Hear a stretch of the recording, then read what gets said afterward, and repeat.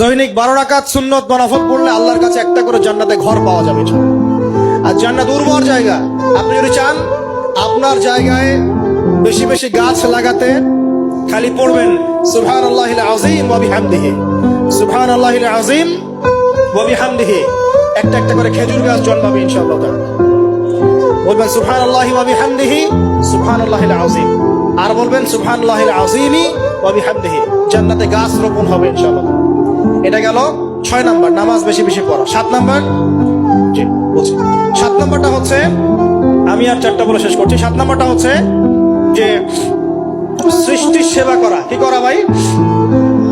একটা হাদিস আছে যে ইরহামু মান ফিল আরদ ইয়ারহামুকুম মান ফিস সামা।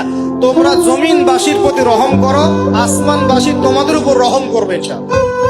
আল্লাহর ভালোবাসা পাওয়ার অন্যতম মাধ্যম হচ্ছে জমিনবাসীর প্রতি রহম করেন।